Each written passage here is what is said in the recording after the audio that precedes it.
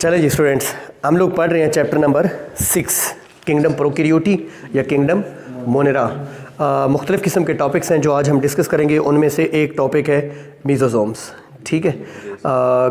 और इसके अलावा ग्रेन्यूल्स एंड स्टोरेज बॉडीज़ हैं, स्पोर्स हैं, सिस्ट है, nutrition in bacteria, respiration in bacteria. ये सारे टॉपिक्स हम आज डिस्कस करेंगे। तो स्टूडेंट्स, व्हाट आर मीज़ोज़ोम्स? ये मीज़ोज़ोम्स क्या है? बैक्टीरिया में ख़ास तौर पे ये स्ट्रक्चर्स प्रेजेंट होते हैं। बैक्टीरिया में ख़ास तौर पे ये स्ट्रक्चर्स प्रेजेंट होते हैं। बैक्टीरिया की जो सेल मेम्ब्रेन है, जो साइटोप्लाज्मिक मेम्ब्रेन है या प्लाज्मा मेम्ब्रेन है, वो अंदर को इन्वेजिनेट करती है, वो अंदर को दबती है और ये स्ट्रक्चर्स बनाती है। The plasma membrane of bacteria invaginate inward and make these structures which are called as mesosomes. यानी प्लाज्मा मेम्ब्रेन अंदर को इन्वेजिनेट करती है, अंदर को इन्वेजिनेट करती है और ये स्ट्रक्चर्स बनाती है। ये स्ट्रक्चर्स हो सकते हैं स्टूडेंट्स, ये वेजिकल्स हो सकते हैं। वेजिकल्स फ्रैगमेंट्स टाइप, जैसे ये बैक्टीरियम है तो ये इस तरह के हो सकते हैं। ये ट्यूब्यूल्स हो सकते हैं। ट्यूब्यूल्स कैसे? ये बैक्टीरियम है तो ये ऐसे ट्यूब्यूल्स हो सकते हैं। ये लेमिलाई हो सकते हैं, लेमिला हो सकते हैं। लेमिला का मतलब होता है बच्चों थिन लेयर, जैसे ये एक थिन लेयर है, अंदर की तरफ इन्वेजिनेट करती है, ठीक है जी। ये ट्यूब्यूल है और ये क्या है? वेजिकल। यानी mesosomes can be vesicles, can be tubules, can be lamellae. ये तीन शक्लों के हो सकते हैं। इनके फंक्शंस बहुत इंपॉर्टेंट हैं। ये डीएनए रेप्लिकेशन में हेल्प आउट करते हैं। मीज़ोज़ोम्स, क्रोमोसोम्स का डीएनए जब रेप्लिकेट होता है, डीएनए की रेप्लिकेशन होती है, तो उस दौरान हेल्प करते हैं। ये सेल डिवीजन में हेल्प करते हैं। जब बैक्टीरिया में सेल डिवीजन होती है, बैक्टीरिया में कौन सी सेल डिवीजन होती है? बाइनरी फिशन, जो माइटोसिस नहीं है, जिसमें एक बैक्टीरियम 20 मिनट में 2 में डिवाइड हो जाता है, तो उसमें हेल्प आउट करते हैं। बेस्ट स्टूडेंट समझ आए? कुछ एंजाइम्स जो बैक्टीरिया की बॉडी में राइबोसोम्स के ऊपर सिंथेसाइज होते हैं और वो एक्सोसेलुलर होते हैं। एक्सोसेलुलर मीन उनका फंक्शन, भाई आप इधर देखो यार, एक्सोसेलुलर मीन उनका फंक्शन सेल के बाहर है, वो इनके ज़रिए बाहर जाते हैं। एक्सपोर्ट आउट, एक्सपोर्ट का मतलब क्या होता है? बाहर जाना, बरामद होना। तो एंजाइम्स जो एक्सोसेलुलर हैं उनको एक्सपोर्ट आउट करते हैं। कौन भला? मीज़ोज़ोम्स। भाई बात समझ आ गई? ये इनके फंक्शंस हैं। मीज़ोज़ोम्स के फंक्शन में एक और फंक्शन भी है, रेस्पिरेटरी एंजाइम्स इनके ऊपर प्रेजेंट होते हैं। रेस्पिरेटरी एंजाइम्स, वो एंजाइम्स जो रेस्पिरेशन में हेल्प आउट करते हैं। अब आपको पता है कि एंजाइम्स प्रोकैरियोट्स हैं, प्रोकैरियोटिक सेल्स हैं। प्रोकैरियोटिक सेल्स में माइटोकॉन्ड्रिया वगैरह तो होंगे नहीं। यूकैरियोट्स में तो माइटोकॉन्ड्रिया ना, जहाँ पे रेस्पिरेशन होती है, जहाँ पे Krebs cycle, electron transport chain चलती है, तो रेस्पिरेटरी एंजाइम माइटोकॉन्ड्रिया में होंगे। लेकिन ये चूँकि प्रोकैरियोट हैं, प्रोकैरियोटिक सेल्स हैं, इनमें माइटोकॉन्ड्रिया होंगे नहीं, तो इनके रेस्पिरेटरी एंजाइम्स किधर होंगे? मीज़ोज़ोम्स के ऊपर। तो स्टूडेंट्स, मीज़ोज़ोम्स क्या हैं? Invagination of plasma membranes in bacteria. These are vesicles, tubules और lamellae. They perform 4 different functions. One of them is DNA. They help in DNA replication. They help in cell division. They export the enzymes which are exocellular, which go out of the cell, and respiratory enzymes are present on them. Base students समझ आई? Next है granules and storage bodies. Granules and storage bodies. Bacteria में granules होते हैं, bacteria में storage bodies होती हैं। Bacteria बड़े competitive environment में रहते हैं, जहाँ कंपटीशन तब होता है जब रिसोर्सेज लिमिटेड होते हैं। एक रोटी है, खाने वाले 2 हैं, दोनों तेज़ तेज़ खाएंगे, है ना? मैं ज़्यादा कंज्यूम कर लूँ, दूसरे की होगी मैं कंज्यूम कर लूँ। दोनों को भूख बेतहाशा लगी हुई है, दोनों 4-4 रोटियाँ खाते हैं, लेकिन रोटी कितनी है? एक, और खाने वाले कितने हैं? भूख भी बेतहाशा लगी है, तो there will be competition. Bacteria competitive environment में रहते हैं, जहाँ बैक्टीरिया बहुत ज़्यादा होते हैं और फूड सप्लाई कम होती है, तो कंपटीशन। अब बैक्टीरिया को जब न्यूट्रिएंट्स अवेलेबल होते हैं तो वो उसे स्टोर कर लेते हैं, न्यूट्रिएंट्स अवेलेबल होते हैं तो वो उसे स्टोर कर लेते हैं, तो उनके अंदर स्टोरेज बॉडीज़ या ग्रेन्यूल्स प्रेजेंट होते हैं। बच्चों ये दो तरह के हो सकते हैं, एक वो जिनमें न्यूट्रिएंट्स या यूज़फुल प्रोडक्ट्स स्टोर होते हैं, दूसरे वो जिनमें वेस्टफुल या एक्सक्रीटरी सब्सटेंसेस स्टोर होते हैं। बैक्टीरिया में जो फूड वगैरह के लिए स्टोर होंगे वो फूड ग्रेन्यूल्स कहलाएंगे। इनमें कौन सी फूड स्टोर होगी? इनमें फैट्स स्टोर होंगे, इनमें ग्लाइकोजन स्टोर होगा, भाई बात समझाई, इनमें फास्फेट स्टोर होगा। ये चीज़ें हैं जो बैक्टीरिया की फूड हैं, इनको स्टोर करेंगे, ग्लाइकोजन को, फैट्स को, फास्फेट को, सल्फर को, इन चीज़ों को बैक्टीरिया स्टोर कर लेंगे। किन के अंदर? ग्रेन्यूल्स या स्टोरेज बॉडीज़ के अंदर। बच्चों दूसरा, कुछ वेस्ट मटेरियल्स होते हैं बैक्टीरिया में, मसलन अल्कोहल वेस्ट मटेरियल है, बैक्टीरिया प्रोड्यूस करते हैं, अल्कोहल एक फर्मेंटेशन करते हैं। एनारोबिक रेस्पिरेशन की एक किस्म है फर्मेंटेशन, हमारी बॉडी में भी होती है फर्मेंटेशन, लेकिन वो लैक्टिक एसिड फर्मेंटेशन है। बैक्टीरिया में कौन सी होती है? अल्कोहलिक। तो ये अल्कोहल वेस्ट प्रोडक्ट है।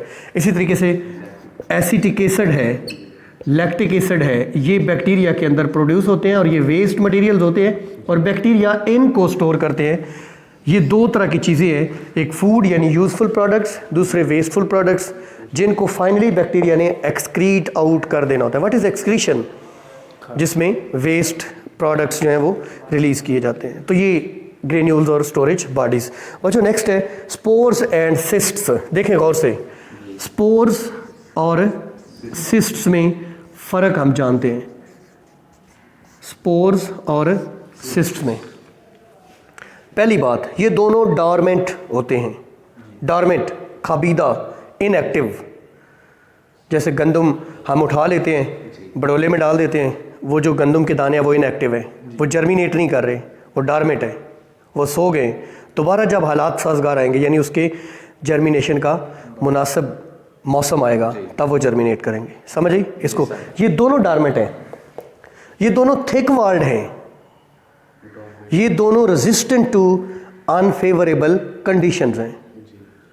बच्चों जैसे गंदम सर्दियों में उगती है तो गर्मियाँ उसके लिए अनफेवरेबल है, जैसे चावल गर्मियों में काश्त होता है तो सर्दियाँ उसके लिए अनफेवरेबल है। ये दोनों स्पोर्स और सिस्ट्स क्या हैं? Resistant to unfavourable condition. अब आप सोचेंगे वो अनफेवरेबल कंडीशंस क्या हैं?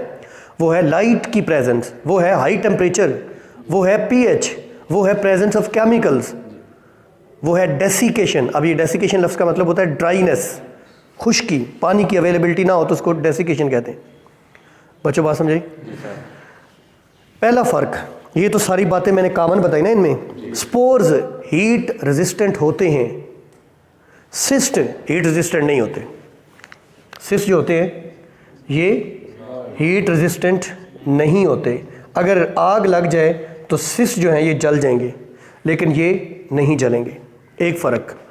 बच्चों दूसरा फ़र्क, बैक्टीरिया की लाइफ की जो लेट स्टेज है ना, आखिरी स्टेज है, तब जाके स्पोर्स बनते हैं, और सिस्ट आखिरी स्टेज में नहीं बनते, ये डिफरेंशिएशन ऑफ वेजिटेटिव सेल्स के दौरान बनते हैं। अभी वेजिटेटिव सेल्स क्या हो रहे हैं? स्पेशलाइज हो रहे हैं। अभी वेजिटेटिव सेल्स डिफरेंशिएट हो रहे हैं, उस दौरान बनते हैं। भाई बात समझाई? तो ये इन दोनों में डिफरेंस है। बच्चों नेक्स्ट टॉपिक है न्यूट्रिशन इन बैक्टीरिया। अच्छा, बैक्टीरिया खाते पीते क्या हैं? बैक्टीरिया की खुराक क्या है? कोई पिज़्ज़ा शीज़ा, कोई बर्गर शर्गर, कोई फास्ट फूड्स है ना, कोई फ्रूट्स वगैरह, क्या खाते हैं? सब्जी वेजिटेरियन हैं या कार्निवोरस हैं? क्या हैं बैक्टीरिया? बच्चों बैक्टीरिया फूड के लिहाज से दो इकसाम के हैं, एक जानवरों की तरह के और दूसरे पौधों की तरह के। यानी बैक्टीरिया हेट्रोट्रॉफिक भी हैं और बैक्टीरिया ऑटोट्रॉफिक भी हैं। हेट्रोट्रॉफिक भी हैं और ऑटोट्रॉफिक भी हैं। आप लोग इन दोनों टर्म्स के मीनिंग्स जानते हैं। हेट्रो मीन डिफरेंट है ना, और ट्रॉफिक मीन फूड। वो बैक्टीरिया जो अपनी फूड खुद नहीं बनाते, डिफरेंट सोर्सेज पर डिपेंड करते हैं। जैसे हम हेट्रोट्रॉफिक हैं, हमारे फूड सोर्सेज डिफरेंट हैं, हम प्लांट्स भी खाते हैं, हम एनिमल्स भी खाते हैं। तो bacteria heterotrophic, hetero mean different, trophic food, जो मुख्तलिफ फूड सोर्सेज पे डिपेंड करते हैं, खुद फूड नहीं बना सकते। बच्चों auto mean self, auto mean self, अपनी खुराक खुद बनाते हैं। ट्रॉफिक मीन फूड, जो अपनी फूड खुद तैयार करते हैं, वो ऑटोट्रॉफिक बैक्टीरिया कहलाते हैं। अब देखें और से, हेटरोट्रॉफिक मजीद दो किस्म के हैं। एक वो जो डेड खाते हैं वो सैप्रोफाइटिक कहलाते हैं। Saprophytic bacteria, bacteria which get their food from dead organic matter. आपने याद रखना है, सैप्रो का मतलब डेड होता है, फाइट पौधे को कहते हैं, यानी डेड ऑर्गेनिक मैटर। ये जो हमारी साइल है ना, ये डेड ऑर्गेनिक मैटर से भरी हुई है। इस डेड ऑर्गेनिक मैटर को ह्यूमस कहते हैं। ह्यूमस, आप ह्यूमस के बारे में पता क्या जानते हैं? आप जानते हैं कि ह्यूमस क्या है? ज़मीन की ऊपर वाली तह जो ज़रखेज़ है उसे ह्यूमस कहते हैं। मैं आपको बताऊं, ये जो साइल है ना जिसमें हम फसलें काश्त करते हैं, इसकी ऊपर वाली तह में डेड प्लांट्स हैं, डेड एनिमल्स हैं, dead animal parts, dead plant parts, पौधों के पत्ते गिरते हैं, वो डेड हो जाते हैं, वो ह्यूमस बनाते हैं। ह्यूमस क्या है? Dead organic matter. तो वो ये बैक्टीरिया जो है ना सैप्रोफाइटिक, ये ह्यूमस खाते हैं।